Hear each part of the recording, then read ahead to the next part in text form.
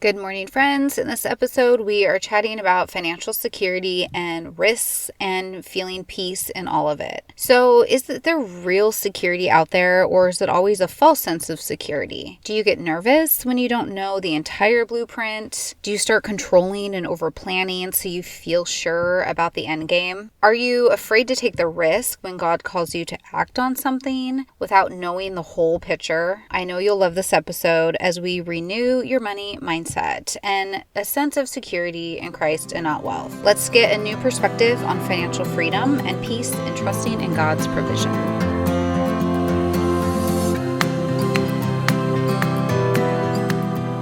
Hey friend, welcome to the Seeking Over Striving podcast. Do you want to slow down and seek God in your business?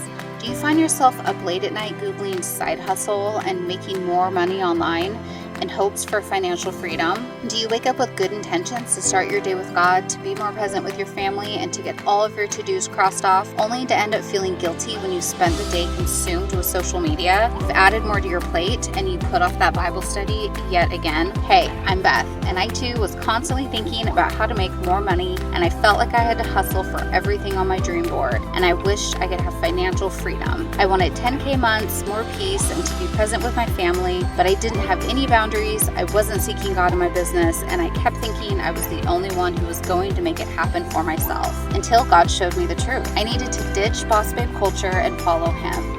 In this podcast, you will learn how to slow down with God, how to set boundaries, and how to renew your mindset so you can find true financial freedom and abundance in Christ, not wealth. So dust off that Bible, grab your coffee, and let's get started.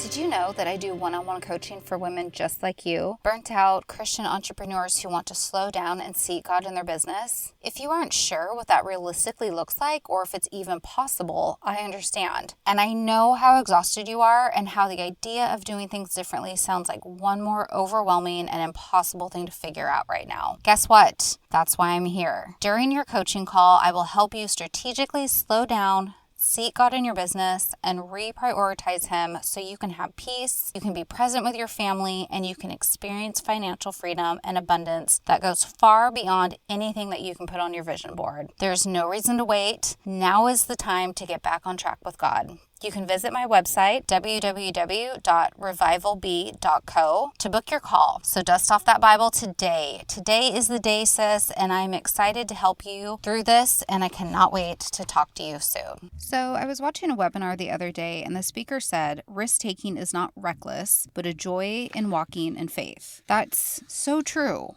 It just blew me away when she said that. I wrote it down, and I just hope it's something I'm never going to forget. But it also made me think of another time when I heard a Christian financial advisor say that wealthy people don't take risks. That made sense at the time, but I can't help but look at the stories we read about all throughout the Bible, and they are all built around risk. I mean, they're built around God's word, of course, but you know what I mean. Like, everyone in the Bible is taking a risk. No one's doing anything safe. No one's playing it safe. It's all about risk. So, at least in our human, fleshly, worldly idea of risk anyway, we know if we're following something that God asks us to do, it's not really risk. But again, in our human nature, we can't really help but feel that it's risky and scary. But the Bible teaches us that we have peace when we are walking in the Spirit. Have you ever really thought about how to have peace when you're walking into the lion's den, or when you're stepping out of the boat, or when you leave everything you know behind and blindly move into some unknown? So what, as entrepreneurs, do we do when God calls us to take a risk that doesn't make any financial sense? Well, the first thing that we do is obey. Yes, obey. That's literally the hardest part of the whole thing. But the first thing we have to do is obey, and we obey so we can experience God Himself. How can we grow to believe and trust Him if we don't give Him the chance to show us what He can do in our life? Of course, God is all powerful and He can do whatever He wants. He doesn't need our permission. He doesn't need us to let Him. But He's not our puppet master. He's not going to force us to obey. And how would we ever learn? How would our faith ever grow if He just forced us into stuff? We have to choose to obey. It's a choice. So how do we actually do that? I mean, we kind of all know, but it's so hard. And I honestly feel like forgetting everything you thought you knew is the first step to obeying. Proverbs 3:5-6 says, do not lean on your own understanding. Let me just read the whole verse. Verses, trust in the Lord with all your heart and do not lean on your own understanding. In all your ways submit to him and he will make your path straight. This isn't easy. I'm literally living this right now, you guys. I'm telling myself and reminding myself all these things that I'm telling you in this episode today. This morning I read in my devotional, if you are sanctified, show it. Ouch. Like, am I showing it? Am I actually showing it? Am I walking the walk and talking the talk? And I really am not, because God's asking me to take this huge risk, leave behind all of this stuff that I've been doing for 20 years and to do something different. And it feels scary and uncomfortable and crazy, and it's just honestly not a great feeling. But if I don't obey what he's telling me to do, how can I ever see the proof in the pudding? We have to start with obeying. The second thing we need to do is we need to stop caring what other people think. We have to stop caring what other people think so we can live our lives fearing God and not man. Like, fearing God was something I didn't understand what that meant for a long time. And it doesn't mean to literally be afraid of God, but it's just living in reverence of God and his truth and his glory and his word and all the doctrines that we believe to be true as Christians. Like, that's how we're supposed to live. Like, in that, it's almost like the word fear means belief. Like, that's how we actively live our lives. But we can't fear man. We can't fear the world and live according to what the world thinks or believes. And we can't live our life based on fearing the world. It doesn't matter what anyone else thinks or says. Imagine what people thought about Moses, or Ezekiel, or Isaiah, or any one of the disciples. Your path that God anointed for you doesn't have to make sense for anyone else. Haters are going to hate, and the people that love you will support you even if they think you're a little crazy. It doesn't matter. We can't care what other people think. And of course, again, like, this is just like obeying. So easier said than done. Like, how the heck do we not care what people think? Especially in the days of social media where everything's plastered for the entire world literally to see at their fingertips at any moment. Like, everyone can peer into our lives. Even though social media is a lot of smoke and mirrors, there's still like a lot of realness and vulnerability. And maybe you don't choose to put anything on social media at all. If you're not on social media, I applaud you. That's great. But if you are, and if you are, it's not bad. It's just, y'all probably know how I feel about social media. It's just kind of can be like a consuming life suck. But if God has called you to be on social media to disciple or lead or encourage or inspire or whatever, then that's where you are, and that's great. Still doesn't mean it's not hard, but the point is, with social media, our world is just on display. So it's even harder, I think, to care or to not care about what people think. But a great step in getting to this place is remember who you are. Remember who God says you are. You are chosen. You are the daughter of a king. You have a seat at his table that he prepared for you in the presence of your current stress, and he anointed you with oil. He has given you a cup that is overflowing. That's who you are. It doesn't matter what anyone else thinks. It doesn't matter what your label is in any other way, shape, or form. You are chosen. And I feel like this is almost like a muscle memory in our mind.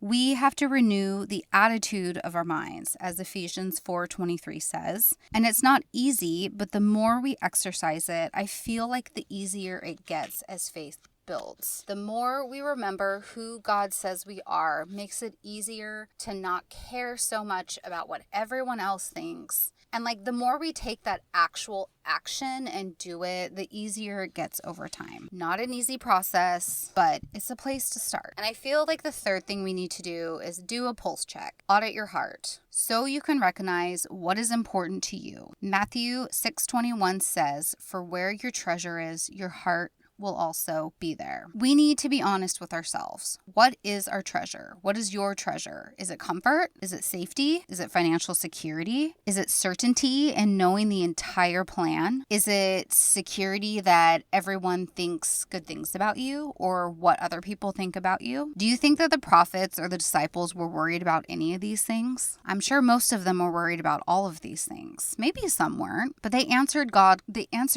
and his call for them anyway. They took the risk. They answered and they took the risk and did the thing without knowing any of the plan forward. They did it anyway. Jesus answered the call to the cross. He loved enough to do it anyway. He sweat blood in the garden. He knew exactly what was coming and he did it anyway. I don't think God is asking any one of us to do anything as big as what Jesus did for the rest of us. Yet we are here stuck, not obeying, not believing, not doing the thing, stuck because we don't know if it's safe enough or comfortable enough or sure enough. So just remember and really meditate on this truth. What Jesus did for you on the cross, what he did because he loves you. He has an overflowing abundance of grace and prosperity for you. That is the truth that gets us unstuck. That is the truth that we know and believe to be true that makes it all worth the risk. I'm going to read Matthew 6:19-24. I wasn't exactly sure how this episode was going to play out today, but when I read these verses this morning, which I came across through my devotional, it kind of brought it all together for me. So I just want to read these verses to wrap up for you. Matthew 6:19 says, "Do not store up for yourselves treasures on earth where moth and rust destroy and where thieves break in and steal, but store up for yourselves treasures in heaven where moth and rust do not destroy and where thieves do not break in and steal. For where your treasure is, there your heart will be also. The eye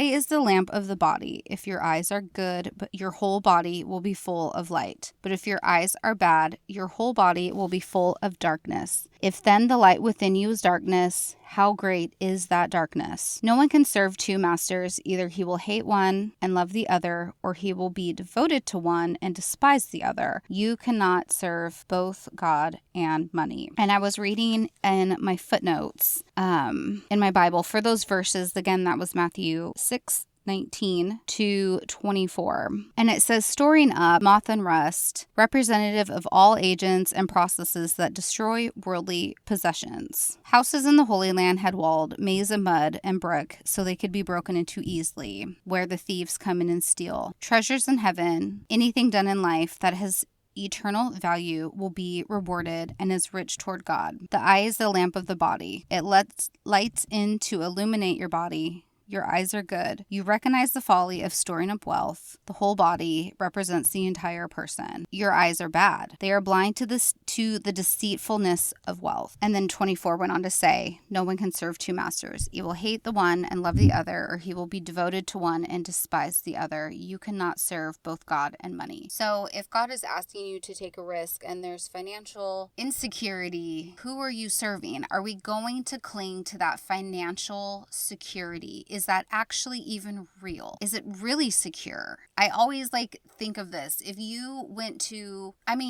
entire economy crashed and you went to the bank or to your financial advisor to get all of your money that you stored up, it's not even going to be there. It's not going to be there. And I'm not saying don't store for the future. I'm not saying don't have a savings account or don't save for your retirement. Do whatever. But we have this false sense of security on earth that's not even real. So if God is asking you to step out of the boat and do something that is a risk and you don't know if there is going to be a financial reward, it doesn't actually matter if there's going to be a financial reward or not. God's going to take care of you. He dresses the lilies and takes care of the sparrows. He's going to take care of you no matter what. And if we're stepping out of the boat with him, it's not even a risk. Really, at the end of the day, it's not a risk. But we have to believe that. But we also can't believe it if we don't do it. We have to act. If you are sanctified, you have to act it out in your life. We all do. And it's not easy, but we can do it. We can do it. Okay, thank you so much for being with me today. I appreciate you listening in. Find us in the Facebook group. I know maybe you're like, I don't want to be in another Facebook group, or I'm sick of social media or whatever. Like, I totally get that. I didn't even want to start a Facebook group, but now that I have it, I actually really love it, and I love the conversation that we have in there, and it's private, it's free, it's just a Facebook community. You can go to Facebook and put in Seeking Over Striving, and it should pop up. If not, email me. I'll put my email in the links below. You also could just email me and let me know what you liked about this episode. If there's anything that you want to hear more of, or that you want me to talk more about on this podcast, let me know. So you can do that either in the Facebook group, Seeking Over Striving, or you can email me. I will put my email in the link below. And that's all I have for today. Thank you so much again for being here. If you know someone that would love this episode, please share it with them, and I will see you next time.